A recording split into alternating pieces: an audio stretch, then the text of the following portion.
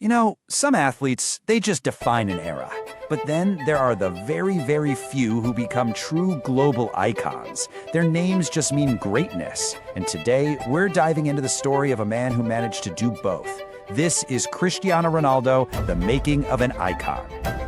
There he is. I mean, this is the face of modern football, right? A five-time Ballon d'Or winner, an absolutely relentless goal scorer, a global brand all on his own.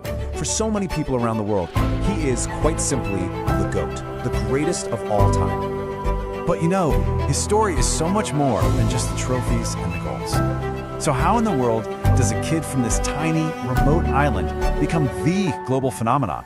Well, that's the incredible journey we're going to unpack right now. So to really understand him, we have to go way back, far from the roar of the massive stadiums, back to a place of really quiet, really humble beginnings.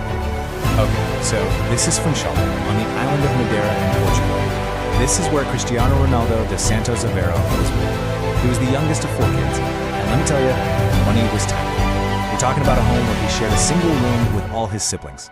His mom was a cook, his dad a gardener. His world was just a complete universe away from the life of superstardom that was waiting for him down the road. And in fact, just as his talent was really starting to pop, his whole dream was almost just gone, snuffed out before it could even get started. Because at only 15 years old, he came face to face with something that could have ended his career right there. The diagnosis? Tachycardia, basically a racing heart. Now, for any athlete, let alone a kid trying to make it, that's a potential career ender, right there. His entire future hinged on a risky heart operation. And get this, he undergoes laser surgery, gets discharged from the hospital the same day, and is back training just a few days later. Just like that, the obstacle was overcome. Incredible. So, with that massive, life-threatening hurdle cleared, his career didn't just get back on track, it absolutely exploded. I mean, his rise was just meteoric. The star was well and truly born. You have to understand, his progress at Sporting CP, one of Portugal's best academies, was something nobody had ever seen before. He became the very first player in the club's entire history to play for the under-16s, under-17s, under-18s, the B team, and the first team, all in one season. I mean, think about that. The signal couldn't have been clearer. This kid was on another level. And then comes the moment. The one that changes absolutely everything. It's August 2003. Sporting is playing a friendly match against one of the biggest clubs on the planet, Manchester United. And this 18-year-old kid, Ronaldo, just puts on an absolute clinic. And you know, the most powerful endorsement didn't come from the folks in the commentary box. Nope, it came from the guys he was playing against. The Manchester United players, totally exhausted but completely in awe, walked off that pitch straight to their legendary manager, Sir Alex Ferguson, and their message was basically, "Boss, you have to sign that kid, now." And guess what? Ferguson listened. Manchester United shelled out over £12 million for him. Now that made him, at the time, the most expensive teenager in the entire history of English football. Just wow. The boy from Madeira was officially heading to the biggest stage in the world. And so, he arrives. Old Trafford, Manchester United's legendary stadium, famously known as the Theatre of Dreams.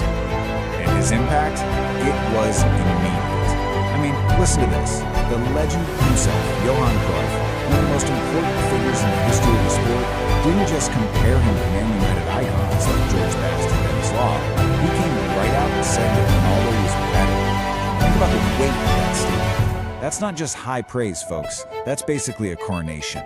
We literally watched him evolve right in front of us. He went from being this flashy, sometimes unpredictable winger to a ruthlessly efficient goal-scoring machine.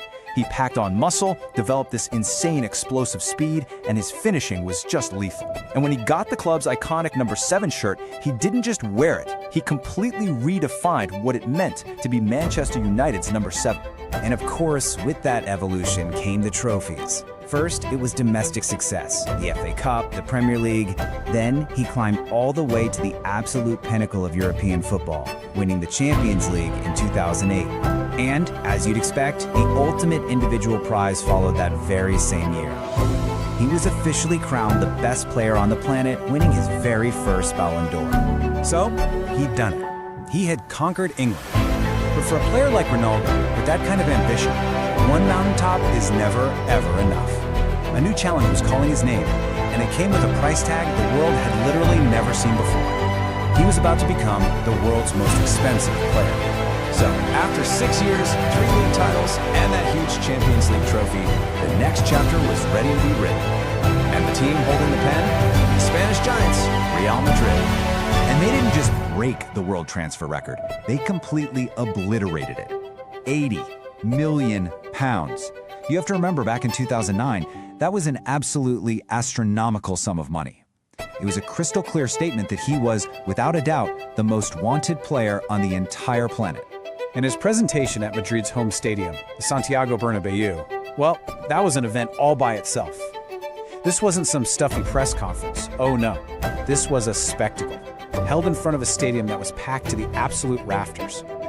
I mean, the sheer scale of his arrival was just historic. 80,000 fans crammed into the stadium just to see him present it. That shattered a 25-year-old record held by, wait for it, Diego Maradona. The message couldn't have been louder. The Galacticos era was back, and Ronaldo was its new, undisputed king. So just take a second and think about that journey.